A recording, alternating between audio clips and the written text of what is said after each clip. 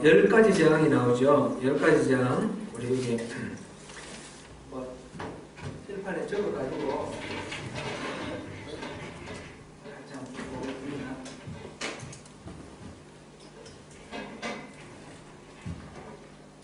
잘 보입니까? 1번부터 적을게요. 1번 뭐죠? 1번 뭐죠? 나일강, 여기 피로가 바뀌는 거. P라고 적을게요. P. 2번은 두 번째 거는 E. 세 번째는 E가 아니죠. 개구리죠. 개구리가 올라오는 거. 3번은 너무 떨리지. 다 못 쓰고. 4번은 파리. 다섯 번째는 가축의 악질, 그죠? 악질. 이거는 전염병 같은 거예요. 전염병. 가축의 가축 전염병. 그 다음에 여섯 번째는 독종이라고 했는데 독종은 이거는 가축과 사람 다 이렇게 하는 질환이에요. 그죠? 일곱 번째는 우가. 여덟 번째는 메뚜기. 아홉 번째는 흑암. 열 번째는 장자, 첫태생. 짐승까지 합치니까 첫태생 죽음. 이렇게 10가지인 거죠. 이제 첫 번째로 이거는 재앙은 아니고 첫 번째 기적이 이제 지팡이를 던져서 밴다는 거죠. 이렇게 있는데 이걸 보면 좀 이렇게 여기가 지금 7장이 여기까지죠. 여기 7장. 8장은 어디까지예요? 여기까지 8장. 9장은요? 여기까지 9장. 아닌데? 7제까지. 네, 여기까지. 7제 제한. 예? 7제 제한까지. 여기까지 9장. 그 다음에 여기에 9장 9번째 끝까지가 여기 이제 10장 나오죠. 11장은 그 다음에 10번째 재앙에 경고부터 11장이 나오니까 이렇게 나오는데 이 재앙들을 이제 분류를 이렇게 할 수 있습니다. 분류를 하는데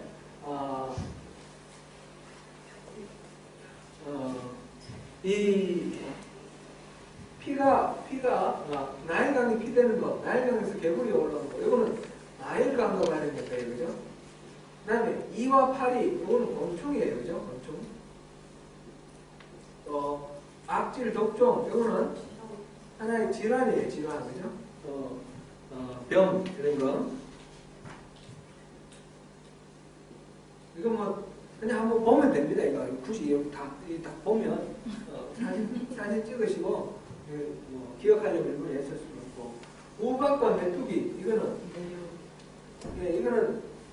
농산물에 관련된 거죠, 농산물이죠. 농산물을 다 하게 하는 거죠. 농산물하고 관련된 거고.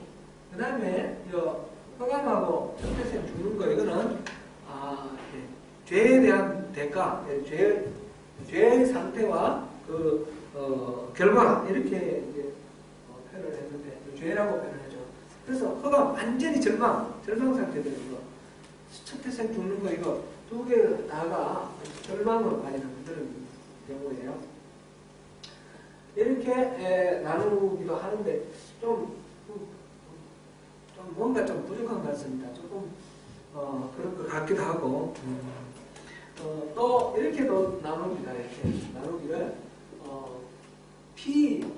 피하고 지팡이 배 몇 가지는 보는 것과 관계되는 거고, 개구리, 그다음에 파리, 이까지는 이거는 이제 몸으로 이제 이어지는 거라고 몸으로 느끼는 거.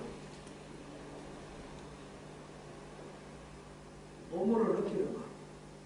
근데 이 밑에는 뭐라고 그러면 좋을까요? 이 밑에는 전부 다 느끼는 정도가 아니라 심각한 신체적 피해 이렇게도 또 이렇게 나누어서 볼 수도 있습니다. 예, 그렇게 볼 수도 있는데 오늘은 이 성경을 우리 읽으면서 이렇게 한번 읽어보면 좀 재밌지 않을까 싶어서 이 패턴을 한번 찾아보면 좋겠어요. 패턴을 찾아보는데 지금 첫 번째 재앙이 14절부터 나오죠. 7절 14절부터 나오잖아요. 그 다음에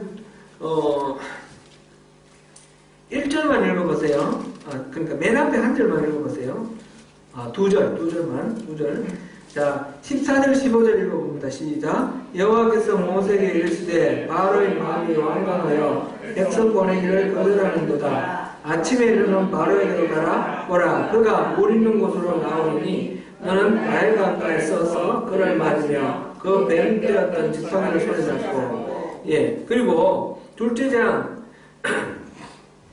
8장 1절 2절을 한번 읽어봅니다. 시작. 여호와께서 모세에게 이르시되 너는 바로에게 가서 그에게 이르기를 여호와의 말씀에 내 백성을 보내라. 그들이 나를 섬길 것입니다. 내가 만일 보내기를 거절하면 내가 개구리로 너희 온 땅을 치리라. 그 다음에 16절 한번 읽어봅니다. 여호와께서 모세에게 이르시되 아론에게 명령하기를 내 지팡이를 들어 땅의 깃들을 치사하라. 이것이 애국 온 땅에서 네가 되리라. 그리고 20절 읽어봅니다. 20절 시작.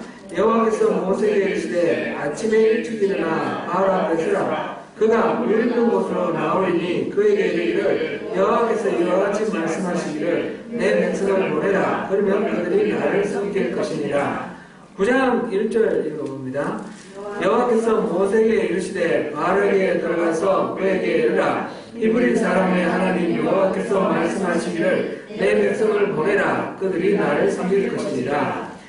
9장 8절 읽습니다. 시작. 여호와께서 모세와 아론에게 이르시되 너희는 바로의 제 두 몸을 가지고 모세가 바로의 목전에서 그를 향하여 날리라.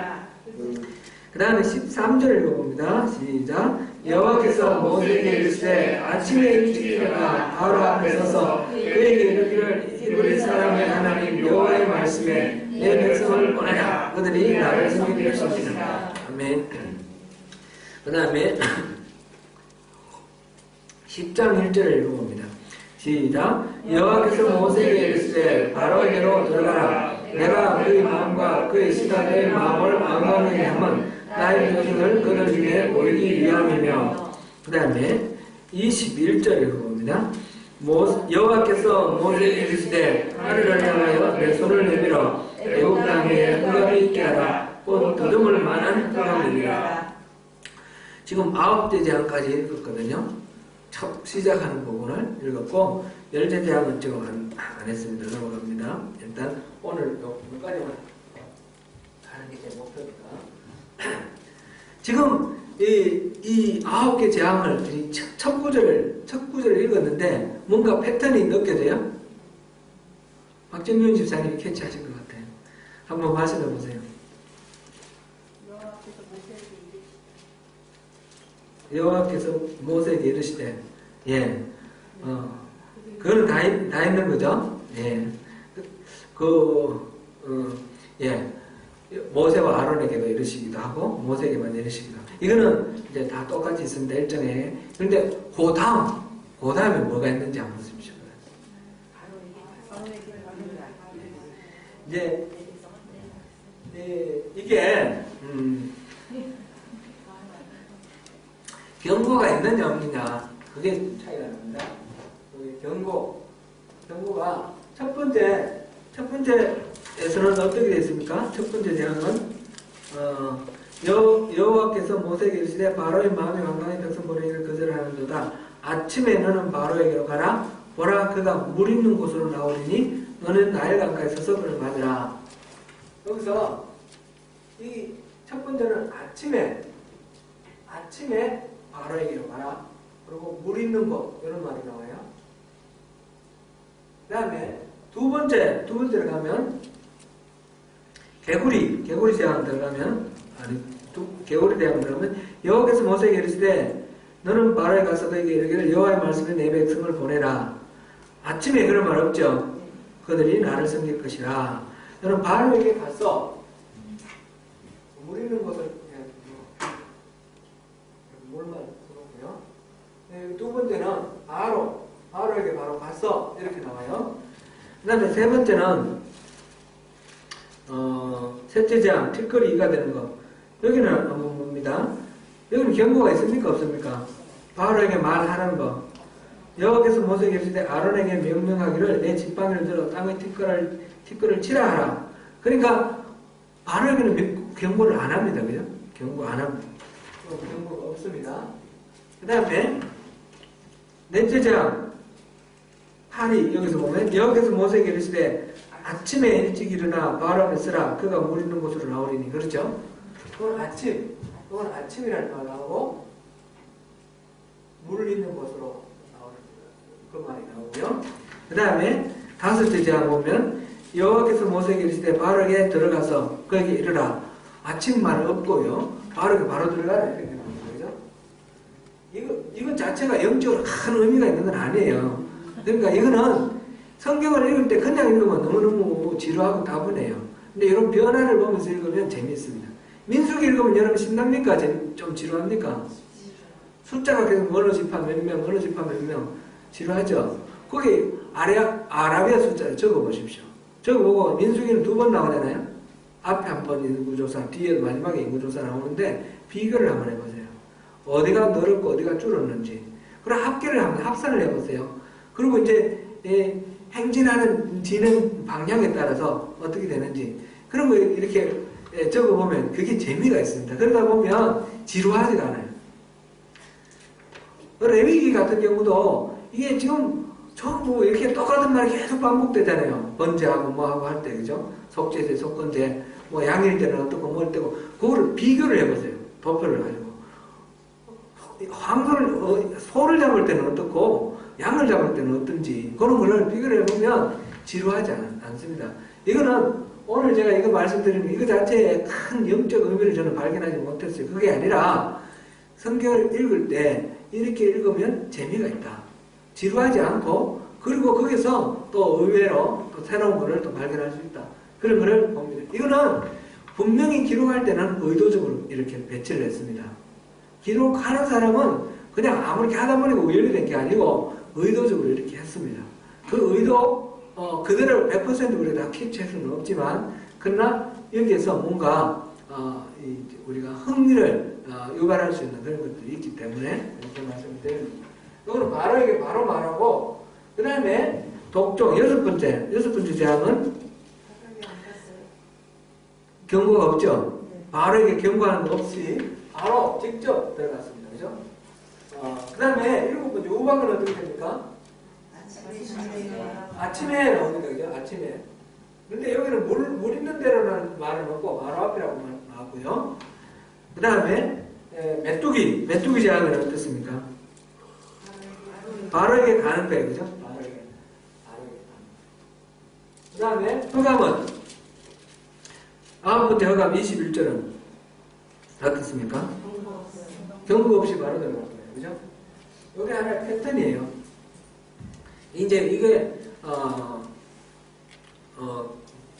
기록할 때에 나름대로 이렇게 변화가 있는 것을 통해서 하나님 지금 분명히 이렇게 하신 거잖아요. 하신 건데 이런 과정 속에서 또 어떤 리듬 같은 것도 있잖아요. 하나님 하시는 일도 뭔가 좀 이렇게 리듬이 있는 것 같아요. 이것 자체로 저는 뭐 다른 의미가 있는지는 잘 모르겠습니다. 그럼 혹시 여러분들 깨달으시면 말씀해 주세요. 그래서 그렇습니다. 그렇게 하시면 깨달으시면 말씀해 주시고 일단 이 9개는 이렇게 패턴이 되어 있다. 이 패턴에 따라서 기록되어 있다. 이거를 이렇게 보시면 나름대로 조금 의미가 있을 것 같습니다. 그리고 이 재앙이 지금 점점법으로 점점 강해지고 그 재앙을 당하는 사람의 당하는 어떤 대상이 이렇게 넓은 데서 점점 좁혀지면서 강도는 심해지는 그런 방식으로 갑니다. 그래서 제일 처음에 나일강이 피가 되는 거, 이거는 이 재앙의 대상이 어디예요? 나일강하고 이 애국 전역입니다. 그죠? 심지어는 돌로 만든 그릇이나 또는 나무로 만든 그릇까지 그 물이 담긴 거는 전부 다 피로 바뀌어 버렸잖아요. 그래서 이 나일강하고 애국 전역. 개구리는 어떻습니까? 개구리는 나일강에서 올라와가지고 그 애국 도시, 사람 사는 이것도 애국 전역이라고 말해도 좋겠죠. 궁정에도 그렇고 침실에도 들어오고 뭐 방에도 들어오고 떡반죽 그릇까지 들어오고, 이거는 이제 넓은 들판이나 이런 게 의미가 있는 것이 아니라 사람이 살아가고 있는 공간이 의미가 있습니다. 그래서 개구리는 막 이렇게 깨물어 사람 죽고 이런 거 아니잖아요. 개구리는 징그럽고 귀찮은 그런 것으로, 피는 그 자체가 이제 막 냄새가 나고 물을 못 먹어서 고통스러운데, 그것보다 개구리가 좀 더 직접적으로 괴로움을 강화시켜가는 그런 재앙이었습니다. 그 다음에 인은 어떻습니까? 인은 여기 어른들은 옛날에 이 잡아보셨을 것 같은데 정준홍 집사님 정도까지는 안 잡아보실 것 같아요. 안 잡아보셨죠? 예. 옛날에 이렇게 옷 솔기 같은데 이가 있어가지고 이를 잡고 막 그랬는데, 이가 되게 귀찮고 괴롭죠.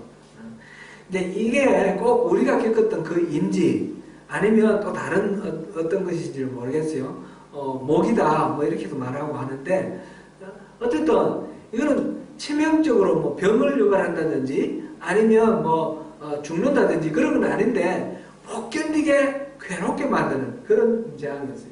이것도 애국 전역이었어요. 애국 전역이었습니다. 그 다음에는 파리. 파리는 여러분 어떻습니까? 이게 재앙입니까? 파리가 많으면?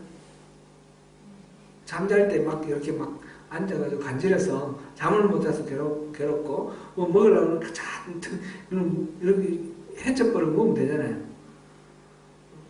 근데 이 파리가 그냥 우리가 본 보통 파리는 그다지 큰 재앙은 아닌 것 같은데, 그것도 재앙은 재앙이지만 샌드플라이라고 생각해보세요. 샌드플라이한테 한번 물려보셨어요? 저는 샌드플라이한테 굉장히 이게 약합니다. 그럼 물리면 막 이렇게 금방 사그라들지 않고 부풀어서 최소한 20일은 갑니다. 그리고 막 진물이 나고 괴롭습니다. 이건 너무너무 간지러워요. 샌드플라이. 이게 샌드플라이 같은 그런 파리, 침파리라고 그랬는데, 침파리가 샌드플라이라고, 그냥 파리 말고 샌드플라이라고 생각했어요. 엄청나게 고통스러운 거예요. 이보다도. 그죠? 점점 고통의 강도가 커져가는데, 파리 때부터 시작해서 뭔가 변화가 생겼죠. 파리 때 어떤 변화가 생겼나요? 예? 큰 소리로 말해주세요. 애국 사람이 집에만 가요. 애국 사람이 집에만 가요? 그러면 애국 사람 아닌 사람 집에는 안 들어요? 고센 땅은 안 들어갔어요. 그죠? 그게 지역이 이스라엘 사람들, 하나님의 백성 이스라엘 사람들에게는 특별히 보호장치를 해가지고 지켜주셨다는 게 여기서부터 점차적으로 나타납니다. 그죠? 여기서 고센 땅 대회, 고센 대회,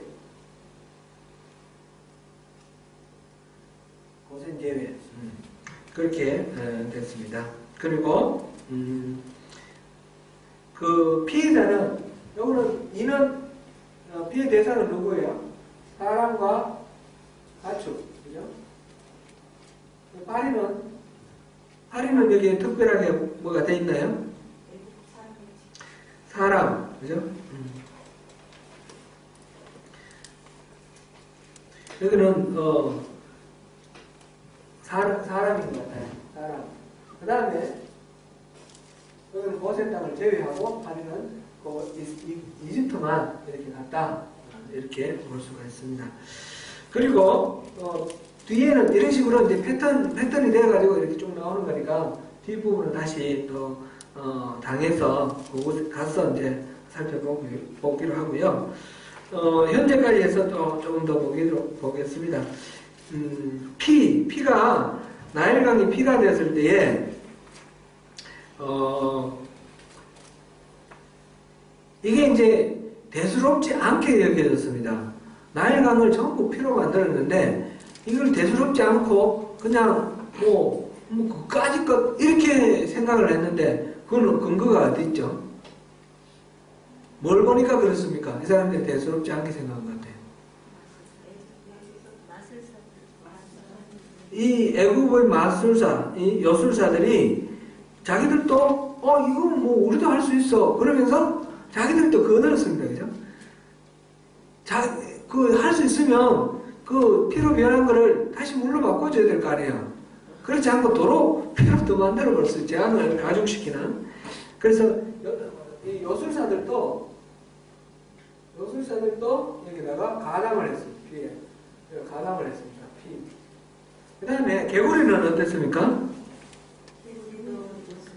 개구리도 여술사들이 개구리를 물리치지 않고 더 만들어가지고 더 괴롭게 만들었습니다. 개구리.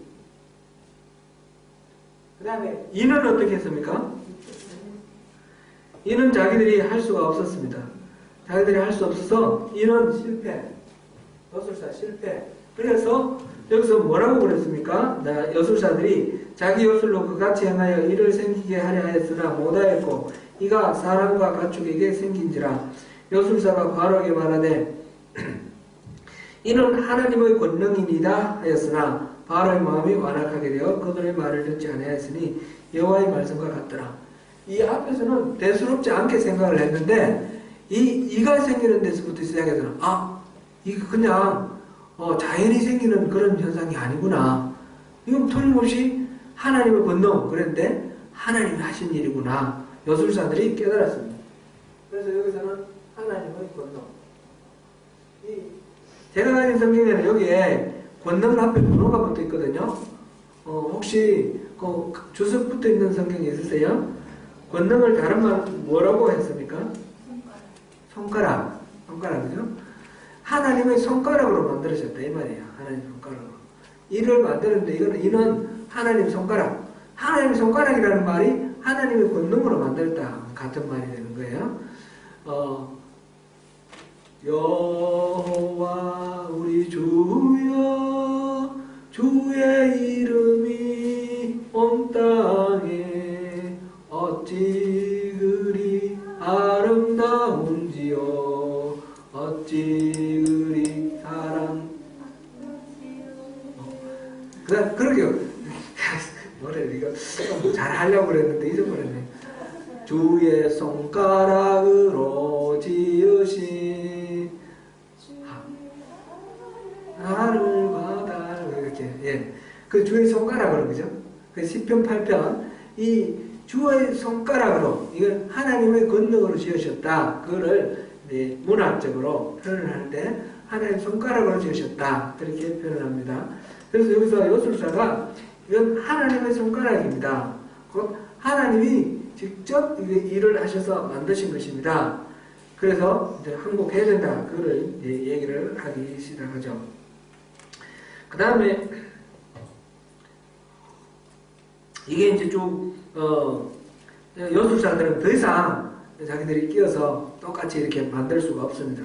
그래서 이거는 자연스럽게 일어나는 것이 아니라 하나님이 특별하게 일하신 거라는 걸 알게 되고 나중에 독종이 생긴 데 보면 11절 9장 11절 한번 봅니다. 여술사들도 악성종기로 말미암아 모세 앞에 서지 못하니 악성종기가 여술사들로부터 애국 모든 사람에게 생겼습니다. 여술사들 그 앞에서는 자기들도 막대기로 뱀을 만들고 피를 이렇게 만들고 그 다음에 또 개구리도 만들고 이랬는데 그런 식으로 모세를 통해서 하시는 하나님의 일을 우습게 여기고 이까짓 거야 나도 할 수 있어 그랬는데 그런 것이 아니라 자기들도 오히려 그 재앙을 당해서 악성 종기가 생기고 이제 그 피할 수 없는 그런 재앙으로 빠져들어가는 것을 볼 수 있습니다. 그리고 고센 땅 파리로부터 시작해서 고센 땅이 하나님의 백성과 바알의 백성으로 이제 구분이 되었고요.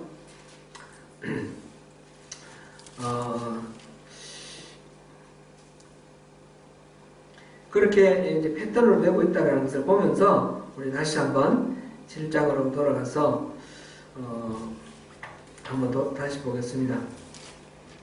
7장 8절부터 13절까지는 뱀이 된 아론의 지팡인데 처음에 시내산에서 하나님이 모세를 만났을 때 모세에게 두 가지 징표를 주셨죠. 그게 뭐였어요? 하나는 지팡이를 던져서 뱀이 되게 하라. 그리고 그것을 꼬리를 잡아가지고 다시 지팡이 되는 거. 이걸 통해서 하나님이 보내셨다는 걸 정보를 삼고, 또 하나는 손을 옷숲에 넣어서 빼보니까 문둥병이 걸렸고 다시 넣었다가 빼니까 깨끗해짐을 통해서 이거는 자연적으로 일어나는 그런 일이 아니라 하나님이 주시는 어떤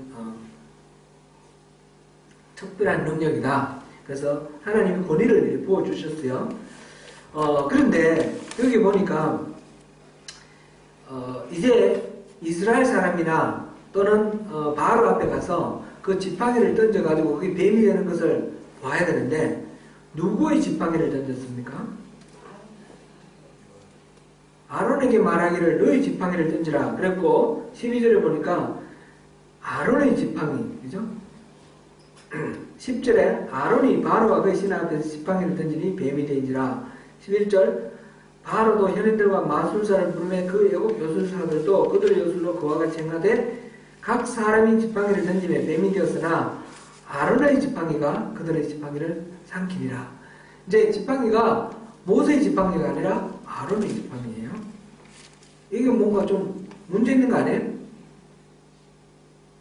문제 없습니까? 문제 없습니다. 지금 이 아론의 지팡이는 그 다음에 개구리를 나일강에서 개구리를 만들 때도 아론의 지팡이를 던집니다. 아론의 지팡이를 내밀어서 그렇게 하고 또 피가 되는 경우도 그렇고요. 아론은 이가 되는 때까지는 아론이 그 역할을 감당을 하고 그 다음부터는 모세가 됩니다. 여기서 이제 모세의 지팡이든 아론의 지팡이든 문제가 되지 않는다는 걸 알 수 있습니다. 누구의 지팡이냐가 문제가 아니고 이걸 뱀으로 만드는 주체는 누구예요? 하나님이 하시는 거죠. 하나님이 중요하지 누구의 지팡이냐가 중요하지 않다. 지팡이의 주인이 중요한 것이 아니라 그렇게 변하게 하시는 하나님이 중요하다라는 것이죠. 그러면 모세의 지팡이가 그렇게 됐으면 우리의 지팡이도 마찬가지로 하나님 뜻하시면 될 수 있는 거죠. 그게 중요하다는 겁니다. 하나님이 하시는 그 일에 우리가 동참을 하면 하나님은 똑같은 그런 능력을 우리에게도 행하신다라는 것입니다. 그래서 나는 모세가 아니고 나는 아론이 아니니까 이렇게 생각할 필요는 전혀 없습니다. 모세가 뛰어나서 그런 것도 아니고 아론이 뛰어나서 그런 것도 아니고 하나님이 그들을 선택했기 때문에 그렇게 되었습니다. 여기서 또 하나 생각할 거는 이 마술사와 이 현인들, 이 요술사들이 요술로 똑같이 하나님 하신 일에 막 대적을 했습니다. 여기서 아론이 지팡이를 던지니까 뱀이 됐는데 이까지 우리도 할 수 있어. 그러면서 자기들도 지팡이를 던져서 뱀이 됐습니다. 그래서 이 뱀과 뱀이 맞서서 싸우는데 아론의 지팡이가 된 그 뱀이 나머지를 다 삼켰습니다. 그죠? 이것에서 우리가 생각할 거는 이제 싸움 아니겠습니까? 영적 전쟁 아니겠습니까? 우리가 살아가는 모든 삶 속에서 끊임없이 사단은 우리가 하는 하나님이 우리에게 감동 주셔서 하게 하는 그 일을 방해하는 것이 이 사단의 그 사명이에요. 사단은 끊임없이 하나님을 대적하고 우리를 다시 미혹해서 자기들의 손으로 이렇게 다시 회복하는 거.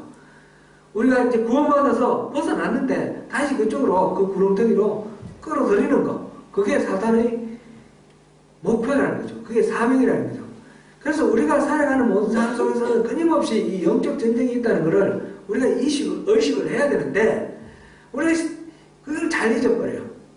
무슨 일이 일어나면 항상 이 속에, 이 배후에 우리의 싸움은 혈과 육의 싸움이 아니라고 그랬지 않습니까? 에베소서에서 바울 사도가 그렇게 말을 했습니다. 모든 상황 속에서 우리가 이 혈과 육의 싸움이 아니고 영적 싸움이라는 걸 자각을 하고 우리가 이것을 대하면 우리 속지 않고 이길 수 있는데, 그것을 잊어버리고 그냥 단순한 그 혈과 육의 싸움으로 생각하기 때문에 우리가 많은 실패를 겪습니다. 교회에서 하나님을 섬기는 일을 하다가 많은 분란이 있고 싸움이 있고 교회가 갈라지는데, 그 이유가 어디에 있겠습니까? 사람과 사람의 싸움으로 생각하는 거예요. 사람과 사람의 사이에 이 헤게모니 전쟁으로 생각하고, 내가 옳고 네가 옳고 서로 옳다 그러다 싸우는 거예요. 이 싸움은 애초부터 이 싸움은 하나님이 허락하시는 싸움이 아니고 사단이 부추기는 싸움이에요. 사단이 끊임없이 우리를 속이는 거예요. 그래서 이 싸움이, 이게 영적 전쟁이라는 걸 생각하면 우리가 꼭 거기서 이렇게 맞서서 피 터지게 그렇게 싸우고 이렇게 피해를 입고 상처 입고 그리고 뭐 떠나가고, 그게 사단이 바라던 거 아닙니까? 그 상처 입고 떠나는 그걸 위해서 사단이 계속 그렇게 하는데, 우리가 지난주에 우리 새벽기도 이렇게 말씀 나누는 중에 저에게도 참 많은 그 도전이 되고 은혜가 된 그런 내용이 있습니다. 다윗이 그 압살롬의 전쟁에서 끝나고 난 뒤에 돌아올 때에 좀 굉장히 지혜롭지 못한 거예요. 그 이스라엘 사람들이 다윗을 왕으로 다시, 그들은 압살롬을 지지했던 사람이에요. 그런데 다시 이제 다윗을 왕으로 옹립하려고 우리 다시 다윗을 왕으로 삼읍시다 그랬는데, 그 의논하는 얘기를 듣고 다윗은 유다 사람들에게 가서 사람을 보내서 전하는 거예요. 그래서 너희들이 나를 왕으로 옹립하는 이 일에 뒤처지면 되겠느냐? 너희들은 먼저 앞서라. 그래가지고 이 유다 사람들이 먼저 앞서는 거예요. 그러다 보니까 이 이스라엘 사람들이 왜 너희들은 우리하고 의논도 안 하고 하냐 해서 싸우는 거예요. 그리고 결국은 이게 나중에 세바의 반란으로 이어지는, 이 내전에 이어지는 하나의 그 단초가 되는데, 다윗이 그렇게 어리석은 거예요. 그죠?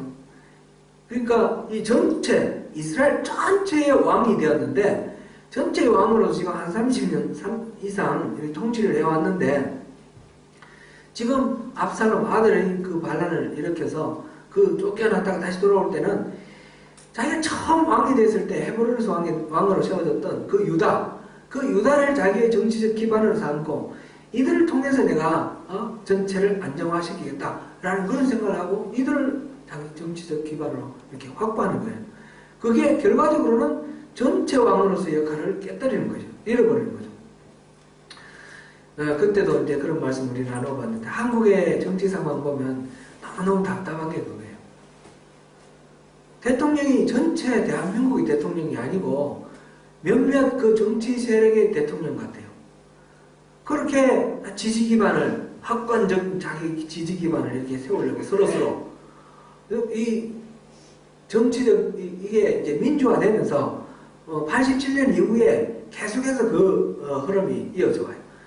전라도는 전라도, 경상도는 경상도, 충청도는 충청도, 이렇게 당 자체가 하나의 지역 기반을 가지고 이렇게 하려고 하잖아요.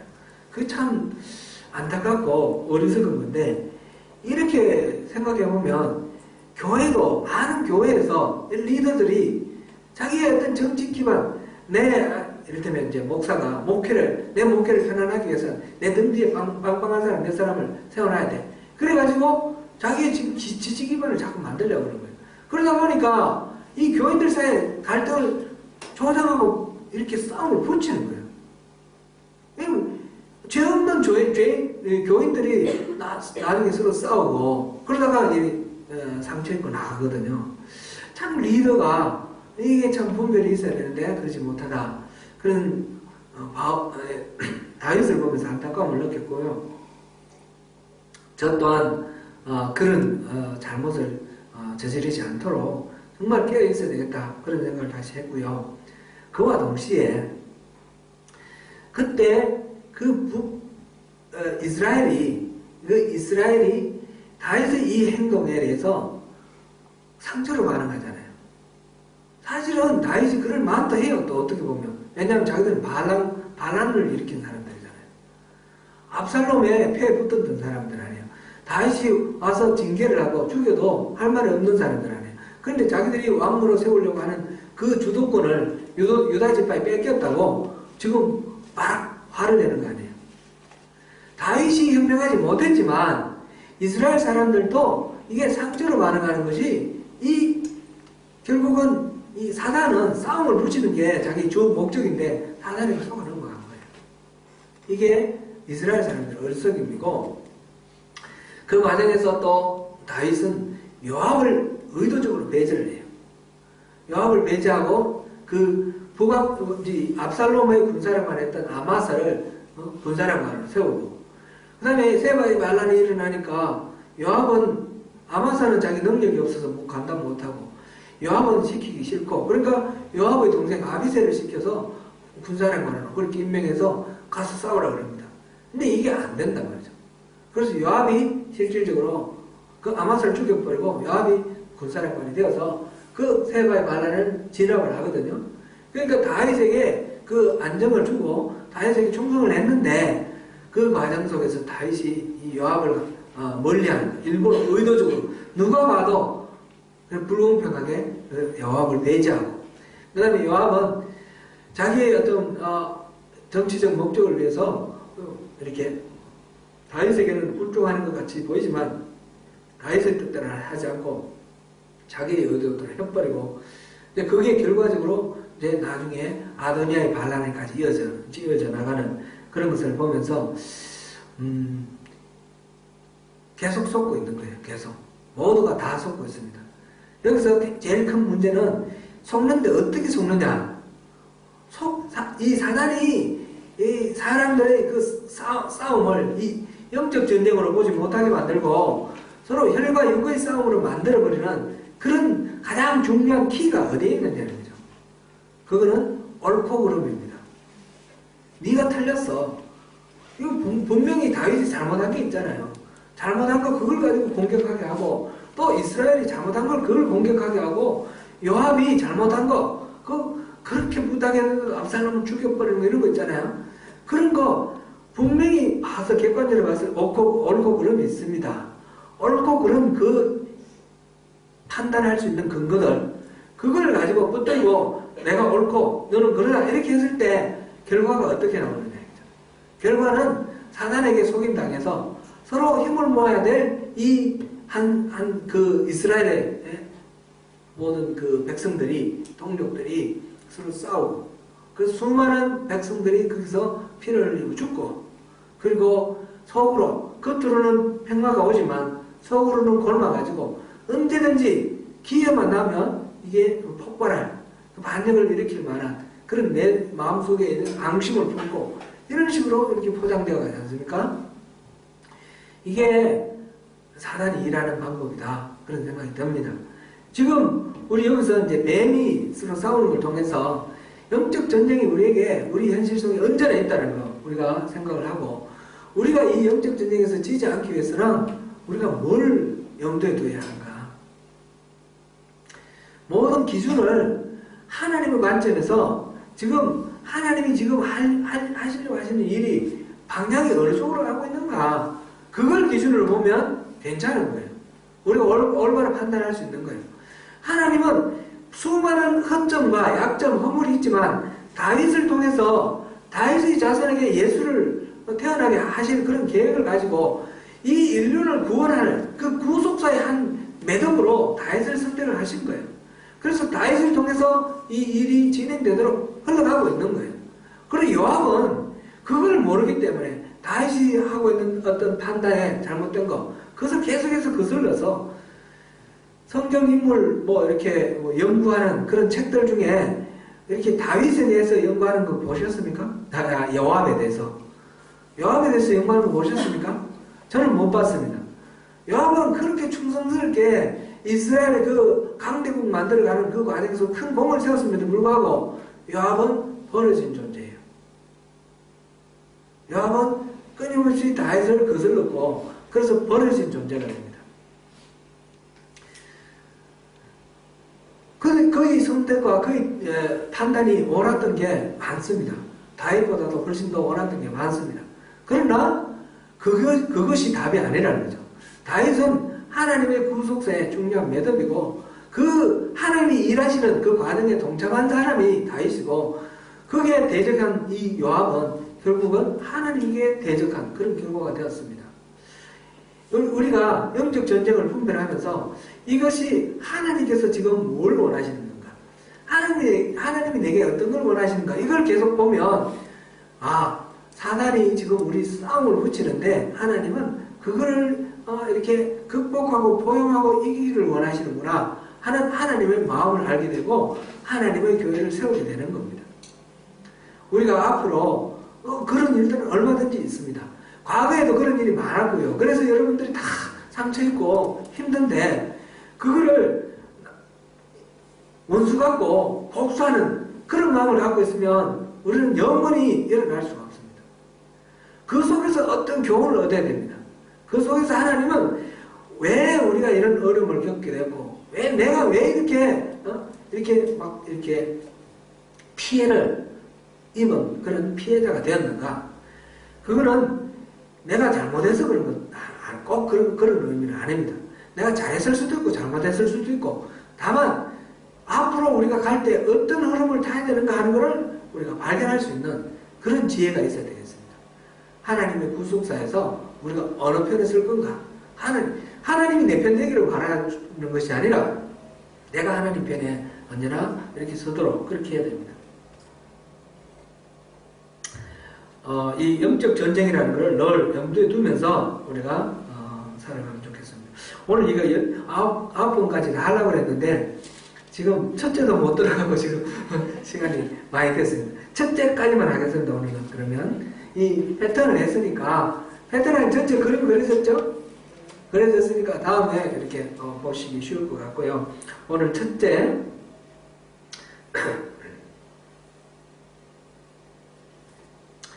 물이 피가 되는 그 부분을만 보겠습니다.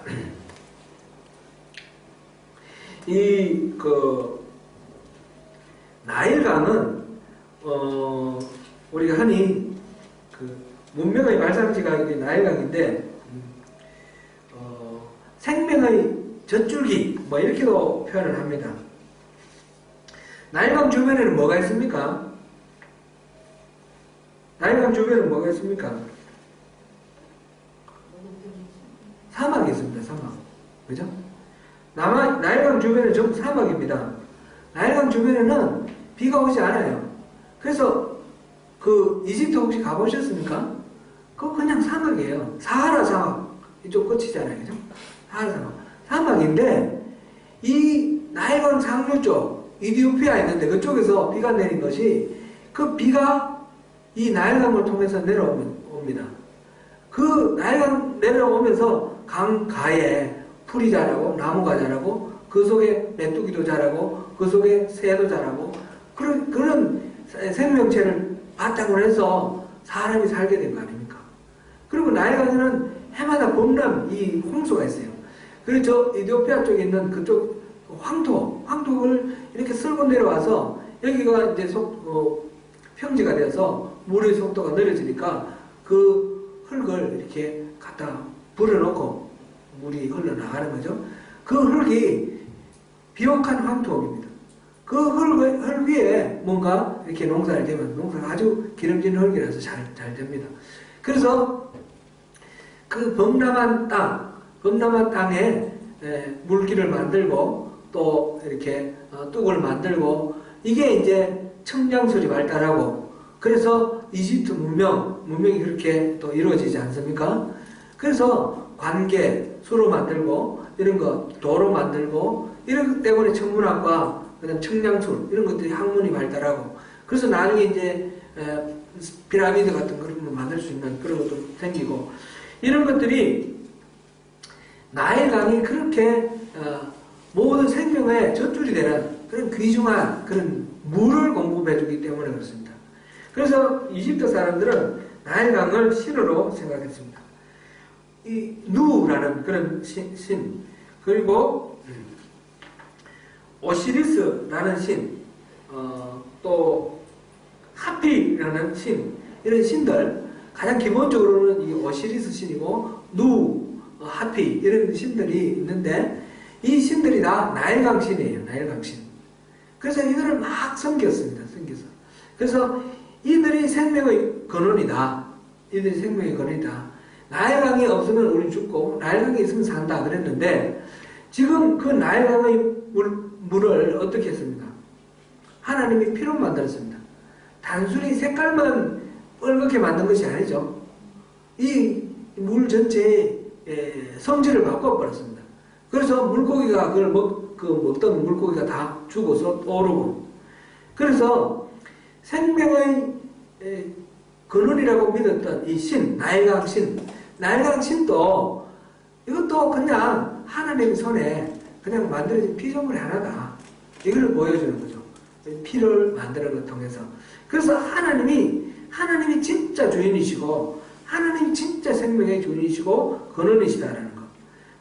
그래서 지금 모세와 아론이 이 지팡이를 들고 나일강을 치니까 그 나일강 물만 피가 되는 것이 아니라 모든 담겨진 물이 다 피가 되었습니다. 흘러서 이렇게 들어와서 그런 것이 아니라 물이라는 성격 자체, 물이라는 피조물 자체 전체를 H2O를 다 피로 만들어버린 거예요. 하나님이. 그래서 우리 물 없으면 죽지 않습니까? 인간의 몸의 신체의 70%가 물인데, 그럼 그만큼 소중한 물인데, 그거 다 하나님 손에 있다는 거죠. 생명 자체가 하나님 손에 있다는 것을 보여주는 첫 번째로, 이렇게, 피를, 하나님께서 이렇게 만드셨습니다. 오늘 여기서 이제 두 가지 우리 생각하고 마무리해야 되겠습니다. 첫 번째는 영적 전쟁이 항상 있다. 영적 전쟁에 속지 않기 위해서는 하나님의 관점으로 봐야 된다. 혈과 육의 전쟁이 아니라 영적인 전쟁이다. 하나님이 우리를 보호하시려고 하시고 사단은 우리를 넘어뜨리려고 하고 끊임없는 이 전쟁이 우리 일상의 모든 삶 속에서 벌어지고 있다는 거죠. 엄마와 아들 사이에 그 영적 전쟁이 있습니다. 그리고 아내와 남편 사이에 그 영적 전쟁이 있습니다. 우리가 서로 뭐가 맞지 않아서 다툴 때에 그 다투는 게 단순히 의견의 충돌인가, 아니면 그 배후에 우리를 싸우게 만드는 이 사단이 있는가, 악한 영이 있는가, 그걸 생각을 하고 속으면 안 되죠. 저도 잘 넘어집니다. 우리 애들하고 관계 속에서 특별히 잘 넘어지는데, 애들이 하면 막 무슨 얘기를 하는데 고분고분 듣지 않고 자기들이 막 이렇게 더 강하게 이렇게 주장을 할 때는 막 화가 나는 거예요. 좀 이렇게 얘기를 좀 들으면 좋겠는데 왜 안 듣고 저러고 있나. 그러다가 막 소리 지르기도 하고 그러는데, 그러면 이제 제 아내가 그럽니다. 목적이 뭐냐고. 지금 그렇게 하는 목적이 뭐냐고. 애들한테 이렇게 하게 하려고 뭔가 제가 이제 어떤 행동을 하는 게 있다면 이걸 하도록 만들기 위해서 소리 지르는데 점점 거부감만 불러일으키는 거예요.